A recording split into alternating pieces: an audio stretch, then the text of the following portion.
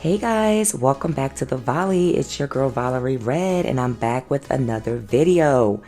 It looks like a member of Nicki Minaj's team isn't too happy with her sister Ming Lee right now. And Cardi B has seemingly confirmed her relationship with Stefon Diggs. And of course we have to talk about Armon Wiggins seemingly being shady to his blogger friend Milagro yet again. Yes, y'all, we got some mess to discuss per usual, so come in, take off your shoes, and like this video for clear skin and good edges, okay?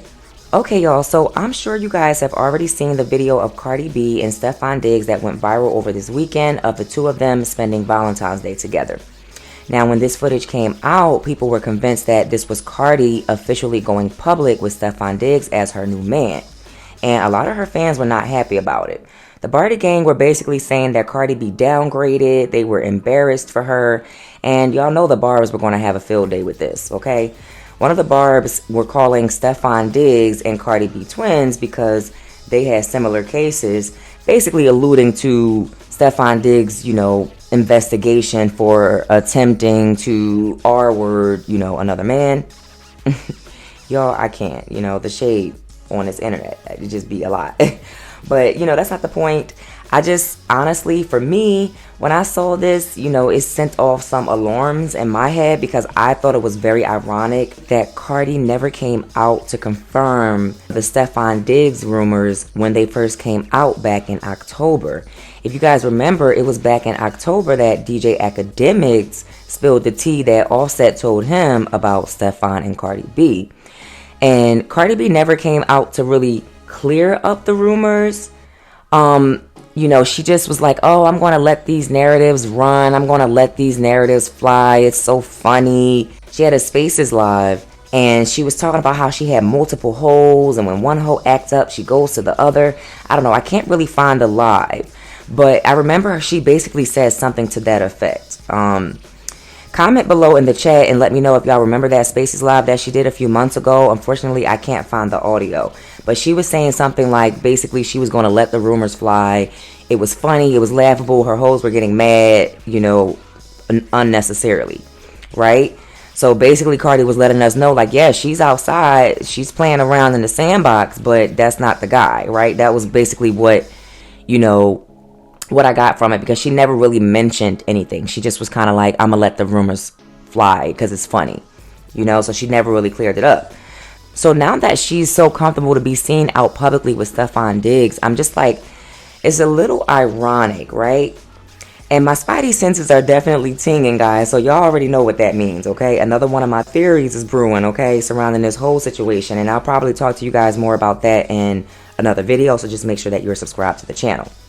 But I want to know your thoughts on this whole Cardi B and Stefon Diggs going public thing. Do you guys think that this is another publicity stunt? Do you think it's a cover-up for something? Or do you think that this could really be Cardi B moving on and Stefon is her man? And, she just wants to shout that to the world and that's why she's going public. Let me know in the comments. We're going to move on to Nicki Minaj's little sister, Ming Lee, pissing off just about all of Nicki Minaj's fans and close associates, okay? Now, you guys know Ming Lee, she is supposedly, allegedly joining the cast of Baddies Gone Wild. And I'm sure you guys have also heard about Ming Lee allegedly dating Cardi B's ex-boyfriend, Tommy.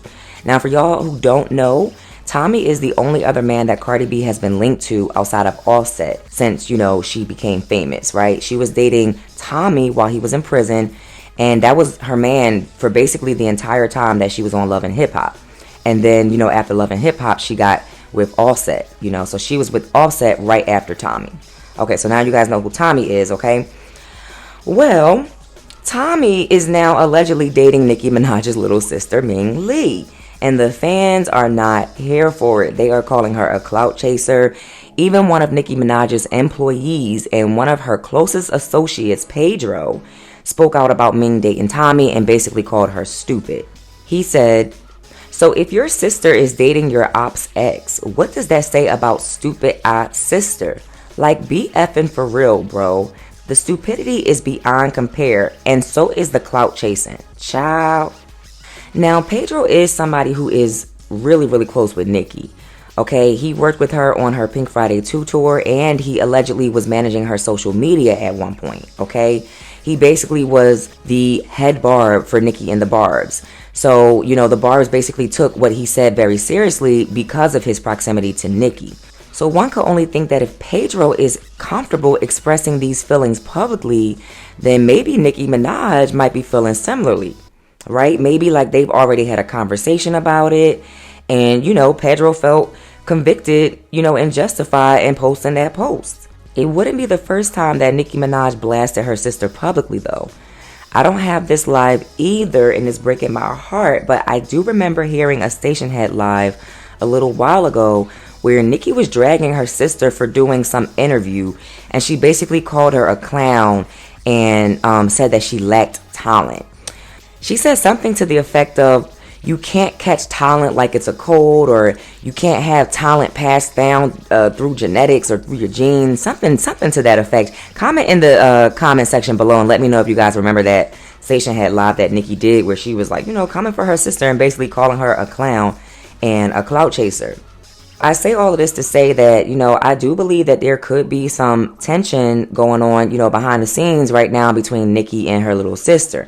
And I wouldn't be surprised if Ming starts getting fed up and starts speaking out against Nicki and exposing her soon, okay? Because it seems like Ming has been out here trying to make Nicki proud, been just trying to do anything to get her attention, right? She's just been out here wilding out, because she doesn't have any guidance. And it seems like Nicki is like getting upset with her for the wilding out. But at the same time, I don't see Nicki trying to guide her at all. So I just kind of feel for Ming a little bit. I feel like she's between a rock and a hard place, because it's like, she's looking up to her sister. She wants to prove to her sister that, she can do this. She's capable. But it's like, kind of like that kid in kindergarten that just wants attention. Like, hi, I'm here. So she's just wilding out in the media. And, Nicki is just kind of like just sitting back and letting her fans and her team drag her, drag Ming. And it's just making me look at Nicki a little bit differently, because I feel like, Nicki as her sister, and as someone who has experience in the game and in this industry, you should be teaching your sister. You know what I mean? Don't let her be out here getting dragged. Don't let her be out here looking crazy.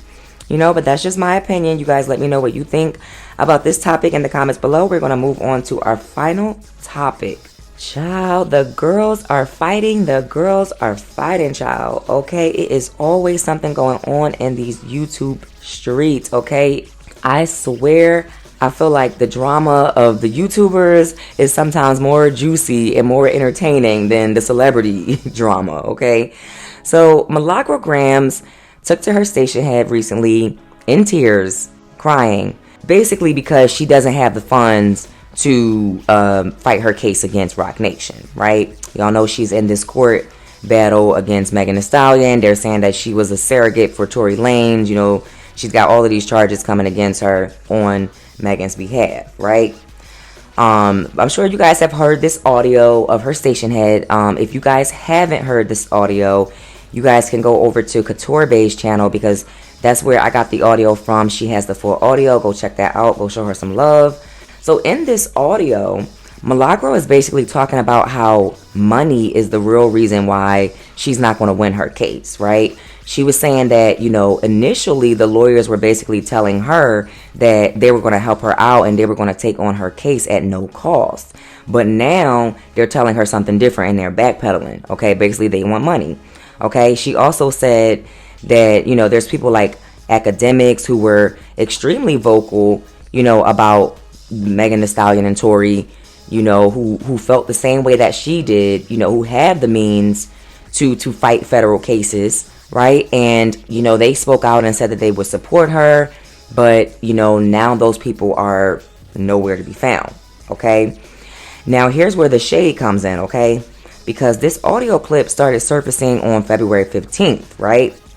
A day later, Armon starts tweeting these cryptic tweets, right? He was just dropping subs with no names, right? And I felt like they were aimed at Milagro Gramz, okay? Now, it's no secret that the two of them have had, a pretty rocky relationship, to say the least. They've had their ups and downs. They would fall out with each other, and then claim that it was all love and then it was mutual respect, and then they would fall out again. They even went on Nicki Minaj's Station Head Live recently, and Nicki was trying to have them settle their differences, but they even threw each other under the bus on Nicki's Station Head Live in front of all of her fans. So when I saw these tweets, y'all, I was just like, Armon is being shady again. Okay, let's get into his tweets, and then we'll come back and discuss. So first, Armon says, sometimes you have to learn the hard way. MFers don't give a F about you. Then he said, but they called me entitled when I wanted something in return. That's when I knew it was about Milagro, because I was like, okay, that was something Milagro said. Like, oh yeah, you was doing that because you wanted to be friends with that girl. Yeah. Then he says, you have to be a fool to put in work and not want something out of it. I would never put any person before me. Best believe they won't do it for you. So I kind of felt like this was Armon basically saying, like, you know, you were putting Tory Lanez, you were putting that man before yourself, and he, you know, he wouldn't spit on you if you were on fire. You know what I mean? And then he said, I've never been a follower, never was dumb enough to follow someone into a burning building. Call me what you want, just don't call me stupid. Now, in this last tweet, I definitely feel like Armon was coming at Milagro. He was calling her stupid. Basically, he was saying, you know, I'm not stupid like some of these other people that are out here doing dumb stuff. I've never been dumb. I've never been stupid. So I feel like that was an indirect jab at Milagro and basically saying that she lacked intelligence. And basically, that's what she gets. So I kind of feel like Armon is relishing, you know, in this moment. And I don't really like that, because I kind of feel like it's the pot calling the kettle black, right? You know, because he's out here preaching, you know, she shouldn't have been going so hard for Tory Lanez. But I remember, you know, at a certain time, Armon was going super hard for Cardi B. And he had to learn his lesson the hard way also. So I just feel like when people are going through stuff, like, we need to give them grace. Especially like if we have experienced something similar ourselves, right? Because we had to learn a lesson ourselves, right? Like Tasha K, for instance, right? She's calling Milagro out and saying that she should basically apologize, but because Milagro doesn't want to apologize, Tasha K is saying that she has a welfare mentality. And I just really can't subscribe to that, because Tasha K, not that long ago, didn't take that advice herself, right? And she had to learn a $4 million lesson, okay? Did she have a welfare mentality back then when she was wiping her ass with those cease and desist? Was that a welfare mentality? Okay? So Tasha, you know, you didn't just know better, right? Tasha K had to learn a lesson, right, from going through the court case with Cardi B. And Armon also had to learn a lesson from going through a fallout or a friendship fallout, a breakup with Cardi B. So I'm just saying, like, you know, them two, like, they definitely should not be acting holier than thou, because they're pretty much cut from the same cloth as Milagro, okay? And they all had to learn their lessons, okay? First Tasha, then Armon, now Milagro. Okay, but I haven't seen Milagro respond to Armon yet. You know, I don't know if she will. I feel like she's probably, you know, just over it right now. Maybe it's above her at this point. Like Tasha K said, it's above her.